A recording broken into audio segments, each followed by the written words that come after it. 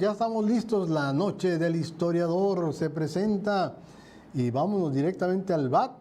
Nuestro querido amigo, ¿cómo va, compañero Joaquín Robles Linares, historiador de Polendas, aquí de Hermosillo? Siempre con temas puntuales, eso le puedo asegurar, con temas puntuales. Y hoy no podía ser la excepción, la independencia, pero en Sonora, ¿qué pasó en Sonora con el movimiento de independencia? Y terminaremos con algunos pasajes de la más cercanos aquí, de la noche del grito, de lo que ha habido, lo que ha pasado y lo que agáchate Fernanda también. Joaquín, buenas noches. Sí.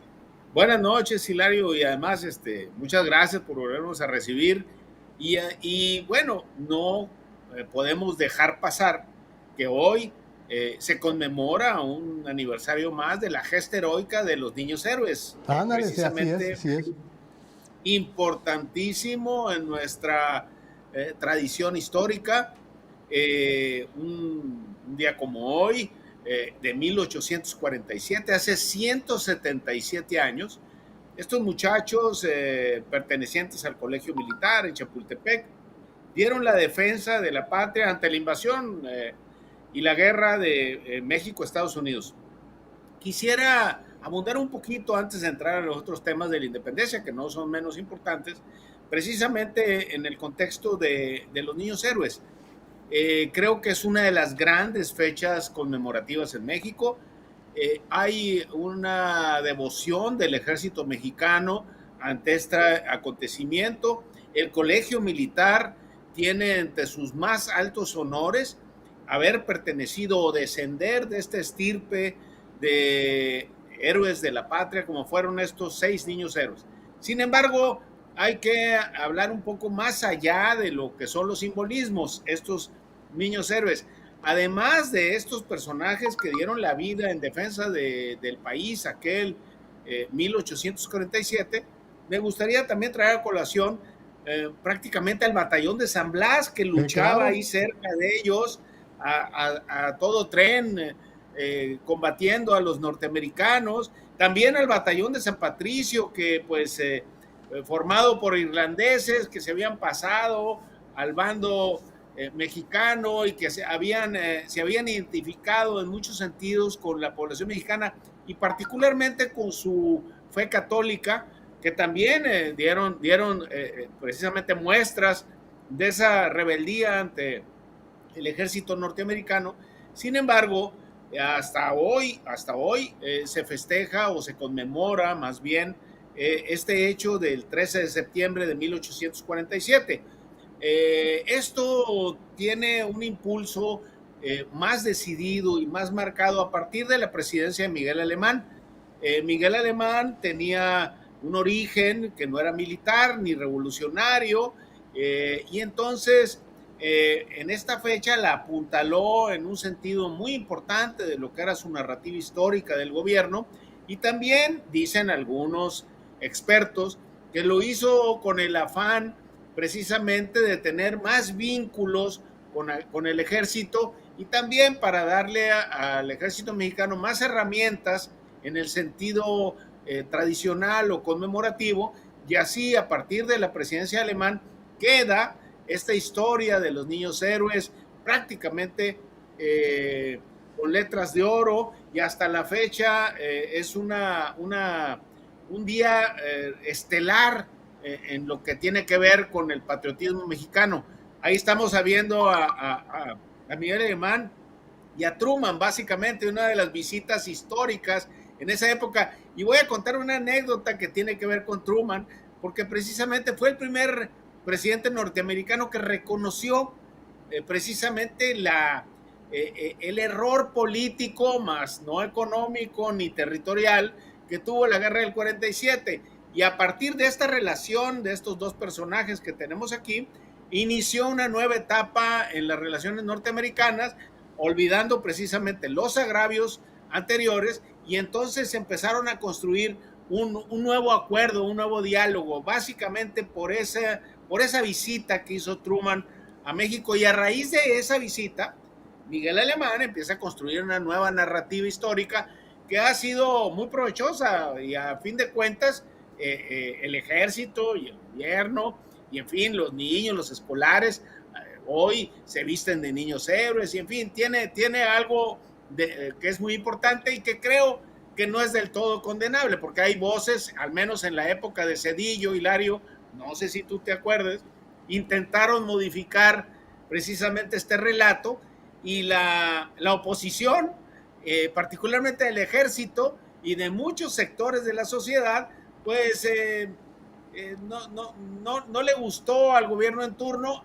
Hay que recordar que había incluso libros editados con nuevos argumentos y despejando este tipo de historias, y la realidad es que no gustó, los regresaron y bueno, y Pero continuamos con una historia hay igual. que recordar, Joaquín, que era un gringófilo, un lambiscón de los gringos, también es así que allá se fue a trabajar, allá con sus patrones.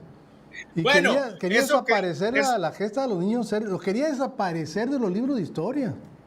bueno, es que esa fue una recomendación de un grupo de historiadores porque hablan de que hay que acabar con los mitos, pero hay un detalle, más allá del mito, más allá de ese tipo de argumentos, son válidos, yo los entiendo, pero más que eso es parte de la identidad y en ocasiones hay que matizar este tipo de cosas, y creo que en esos años quisieron dar un viraje que no fue del todo reconocido y además en ese sentido apreciado. Pero también hay una cosa, Hilario, el primero que se incorporó fue el ejército. Claro, no, pues había generales destacadísimos. Uno de ellos era Miguel Miramón, llegó de presidente de la República siendo cadete, que estuvo ahí en esa batalla. Estuvo, y la historia oficial lo omite, porque hay que destacar que la historia oficial lo omite. Hablan de 6, eran más, y además lo que dices es cierto. El ejército le planteó al presidente Zedillo pues que era acabar con una de las narrativas que le dan sustento, origen y espíritu de cuerpo al ejército mexicano, más allá de las apreciaciones de historiadores que tienen que ver con las ciertas ideologías o formas de ver el pasado. Eso sucedió y regresamos particularmente a este relato que ha sido muy interesante, además que tiene fundamento en muchas cosas. Hay otras que se han exagerado o que se han romantizado, por decirle así, pero no deja de ser importante. Así, esta fecha creo que es una fecha muy importante, y hasta hoy día las escuelas primarias, los gobiernos, en fin, entramos a ese ciclo patriótico que se da todos los septiembres, primero con el informe presidencial y después con este ciclo de eventos, y el que comienza es precisamente la gesta heroica de los niños héroes. Oye, la delegación militar de Alemania reconoció el valor de los mexicanos cuando fueron en plena revolución, fueron de observadores y vieron cómo los soldados villistas o los zapatistas lazaban las ametralladoras. Se aventaban al azar las ametralladoras, decían, ahora sí creo que puede ser posible los niños héroes y todo lo que ustedes quieran. Los alemanes quedaron asombrados del valor y la temeridad de los mexicanos. Entonces... Así es. Fíjate que sí, Hilario, y además te voy a decir algo que también esa aportación ya posteriormente, primero, después de esto, la guerra de guerrillas ante Francia fue prácticamente una de las grandes aportaciones en lo que tiene que ver con las estrategias bélicas de los mexicanos, porque a los franceses se les venció precisamente por guerra de guerrillas, muchísimos años antes de Vietnam y todo lo que conocimos en Latinoamérica. Las loberas de Álvaro Obregón, pues en las trincheras. No, las loberas. Sí, y otra cosa también que es una aportación precisamente de la guerra revolucionaria y de los sonorenses es precisamente sitiar una población, en este caso, por ejemplo, el sitio que hizo Obregón de Guaymas o Mazatlán o los puertos, pero continuar con el avance, eso no se hacía. Por lo general se sitiaba y se acababa con el sitio, precisamente porque por lo general eran puertos o lugares estratégicos que recibían comunicación, armas y todo de otros del enemigo. En este caso lo hicieron y está demostrado que es una verdadera aportación, así como el uso del bombardeo aeronaval que también se da primero aquí en México. En esas latitudes. Pero bueno, regresando un poco a esta fecha que nos ocupa hoy, que es el Día de los Niños Héroes, y además lo que tiene que ver con la independencia, me voy a remontar un poco antes de 1847, que es cuando la independencia empieza a caminar en estas regiones del estado y particularmente en el país. Hay que recordar que Sonora estaba aislado, no teníamos una integración completa con el centro del país, y por lo mismo Miguel Hidalgo, que particularmente la rebelión independentista se da en el bajío del país, no es una guerra que se dé en todo el territorio, básicamente se da en el país, perdón, en el bajío, y Miguel Hidalgo al tener esa mando de tropa, le preocupa precisamente mandar insurreccionar ciertos territorios donde no estaban ellos presentes, y uno de ellos es el noroeste del país, lo que es hoy Sonora, Sinaloa. Y entonces, en este asunto le da la autoridad a un jalisciense, José María González Hermosillo, precisamente para que lo haga. José María González Hermosillo forma batallones, en fin, todo lo que tiene que ver con los artes de la guerra, y se viene a insurreccionar precisamente el noroeste. Sin embargo, no llega más allá de San Ignacio Piaxtla, Sinaloa, porque ahí es derrotado precisamente por los sonorenses que estaban en Arizpe, en esos lugares donde estaba la capital y la densidad de población en aquellos años. Arman, al saber de la noticia, ellos eran realistas, estaban identificados con la corona, y entonces se dan cuenta de lo que viene, se arman.